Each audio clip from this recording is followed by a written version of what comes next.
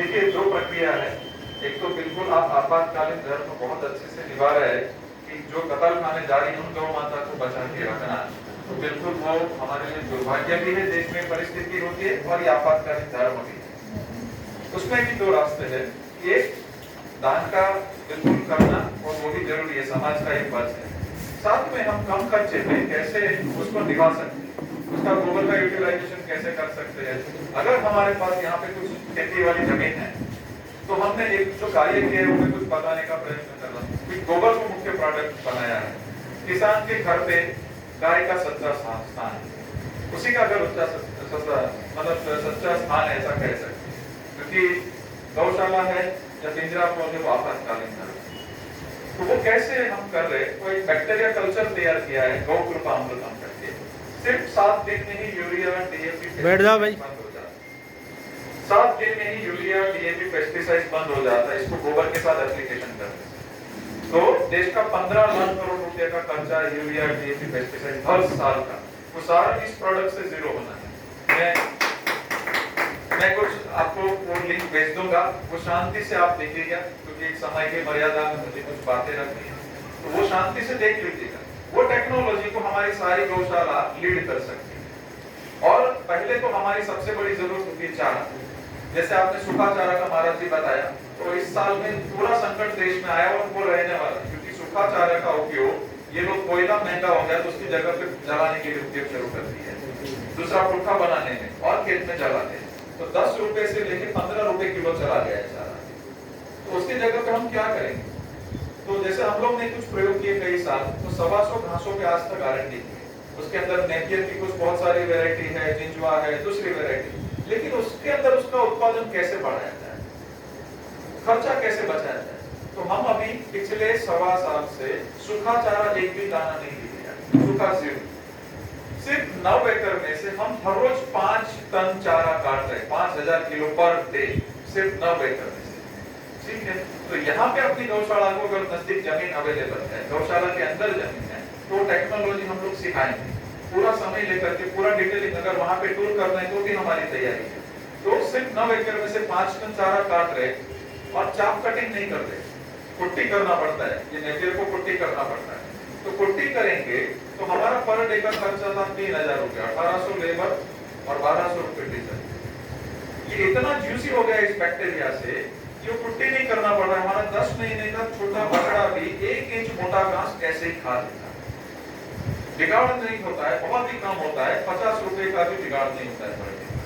तो इस प्रकार की घास चारे लेने के बाद सूखा नहीं दिया, न्यूट्रिशन 6% जो प्रोटीन होता है 14% पे चला, शुगर कंटेंट 2.5% जो होता है उसका सीधा चला गया 5.5।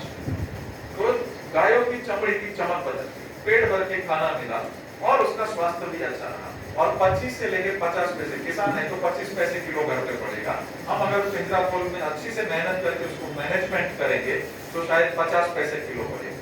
तो इतने कम खर्चे के अंदर चारा का उपलब्धि हो जाएगा, गाय माता का स्वास्थ्य अच्छा हो जाएगा, और गोबर हमारी जो गौशाला में आता है उसी गोबर से उस घास की न्यूट्रिशन वैल्यू इतनी बढ़ जाती है कि सोच नहीं सकते। देखिए गौशाला में बाहर से चारा मंगवाते हैं, 2 दिक्कतें होती है कि आज ये गाड़ी आई, किसी और ने ये भेजा, किसी और ने ये भेजा। तो गाय का रुमेन हमारे से पाचन से पूरा पाचन पद्धति है, उसको कोई भी चारा नया एडॉप्ट होने के लिए 15 दिन जाता है।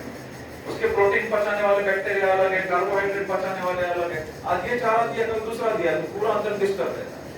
तो इसीलिए गौशाला में कभी भी गायों की स्थिति पिंजरा पोल में अच्छी नहीं होती। तो ये जब एक सरी का चारा एक सर के प्रॉपर प्रोपोर्शन से जाएगा तो उसकी अलग लेवल की क्वालिटी की हेल्थ बननी।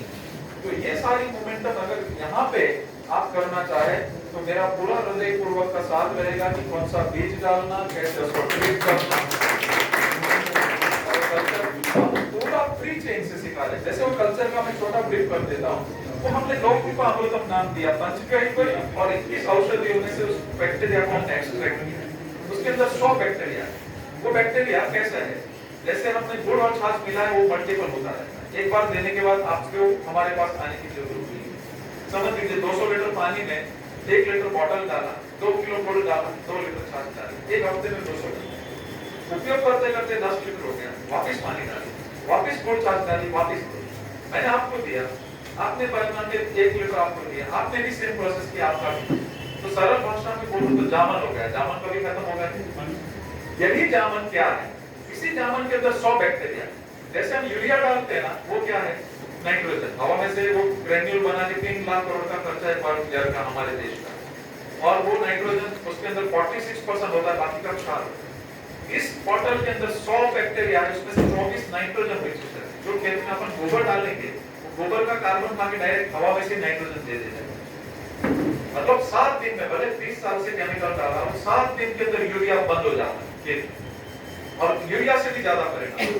इसी बैक्टीरिया हवा में से मतलब स्प्रे कर दिया कोई भी क्रॉप के ऊपर, तो अपने शरीर में से ऐसे एंजाइम छोड़ते कि निम्न नाम के कीटक फंगस दूर भागते। तो पेस्टिसाइड्स का खर्चा देश का 7 लाख करोड़ पर ईयर किसानों की जेब में से आज भी वो विदेश जा रहा है। तो ये डालने के स्प्रे करने के बाद तुरंत पेस्टिसाइड्स का कंट्रोल हो जाता है, मतलब वो पेस्ट का कंट्रोल हो जाता है, कीट नियंत्रण का हो जाता है।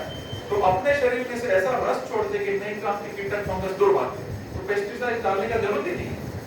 ऐसे ही पोटाश देने वाला बैक्टीरिया उसके अंदर है, ऐसे ही फास्फोरस मतलब डीएपी का भी बैक्टीरिया अंदर हो गया। जमीन बदलता है, जो प्लाव से भूमि नहीं खेती होती है, 1 साल में मिट्टी अपन मुट्ठी से निकाल सकते हैं, ऐसी मिट्टी बदल जाती है। जियो बैक्टीरिया जीना से कि गोबर को सुपाच्य स्वरूप में ये पौधे को खिलाता है, अंदर से मजबूत होता है। हमने ये 3.5 साल पहले प्रोडक्ट लॉन्च करी। एक बैक्टीरिया आप किधर भी लेने जाएंगे तो 150 रुपए लीटर होता है नाइट्रोजन फिक्सेशन, घर पे नहीं बनेगा, कड़ी-कड़ी लेने जाना। 5 बैक्टीरिया विदेशी कंपनी 4,500 रुपए लीटर, घर पे नहीं बनेगा, कड़ी-कड़ी लेने जाना। ये 100 बैक्टीरिया है, आपके घर पे बनेगा छाछ और गुड़ से।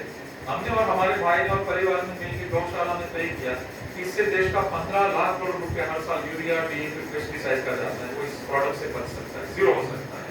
तो ये प्रोडक्ट हमें बेचनी है, किसान का स्वास्थ्य अच्छा होगा, देश का स्वास्थ्य अच्छा होगा, गाय माता का स्वास्थ्य अच्छा होगा, सात्विक अन्न जाएगा तो सात्विक मन भी बनेगा।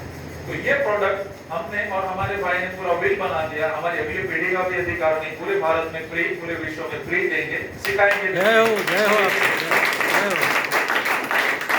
3.5 साल में अभी तक हम लोग 22 राज्यों में 425 शिविर कर चुके, 350 लाइव और बाकी का वेबिनार, और 65 क्रॉप, 10 प्रकार की मिट्टी, काली, चिकनी, रेतीली, कोई भी मिट्टी, कोई भी पानी, 7 लाख किसान अभी तक अपना चुके हैं। तो मैं चाहता हूँ यहाँ की गौशाला लीड करे और यहाँ के किसानों को अच्छे से सिखाए। आज भी हम वो शिविर में थे, आज राजेंद्र रेड्डी जी भी थे, वहाँ पे हम लोग गए थे, वहाँ पे राजेंद्र जी अभी डॉक्टर है, वो भी गौ सेवा करना चाह रहे, तो बहुत हृदयपूर्वक हम लोग करेंगे। शाम जी भी मुझे बताए थे पसमेड़ आ गया यहाँ पे आने के लिए, तो मैं धन्यवाद करूंगा। लेकिन ये प्रोडक्ट गौशाला के लिए आशीर्वाद बन जाएगी, क्योंकि यहाँ पे मैं देखा कि कोई किसान के पास गोबर नहीं, कोई किसान के पास गाय नहीं, उनको ये प्रयोग करना है तो छाछ भी नहीं, तो धीरे धीरे इतना वो गंवा चुके हैं। तो हम गौशाला वाले इसको लीड करें, उसको हम सिखाएं, यहाँ से गोबर उसको कंपोस्ट करें। अगर हमारे पास जमीन नहीं है तो गोबर को कंपोस्ट करना, आज हमारी गौशाला में 2.5 लाख किलो एडवांस में गोबर बुक है, 6 रुपए से 10 रुपए किलो बिकता है।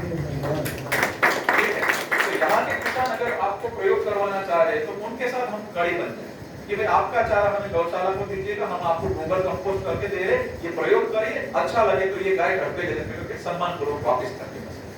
तो यहाँ पे छोड़े ही नहीं, यहाँ की गौ माता वापिस वो घर पे कैसे लेके जाए, वो तंत्र हम लोग वापिस सेटल कर सकते हैं। तो एक बार आप गौशाला के सभी भाईजन, बंधुजन, वहाँ के निश्चित किसानों को लेकर के एक शिविर ऐसा अरेंज करें कि दोनों साथ में हो, यहाँ का गोबर वो खरीदे, एक दूसरे से सीखे, अपने पास जमीन है तो ठीक है, नहीं तो उन किसानों को हम गोबर बेचेंगे। दूसरा एक रास्ता ये भी है कि हमारा जो गौशाला का गोबर है किसी बैक्टीरिया से कंपोस्ट करें, उससे कॉन्ट्रैक्ट फार्मिंग करें, वो किसान को हम गोबर हमारा ही खरीदना है, उसको यूरिया डीएपी उस चारे में नहीं डालना, वो चारा हम खरीदेंगे, तो हमारी कॉस्ट आधी भी नहीं रहेगी, उनका उत्पादन बढ़ जाएगा, उसका प्रॉफिट बढ़ जाएगा, हमारा गोबर बिक जाएगा। ये भी रास्ता अच्छे से हो सकता है।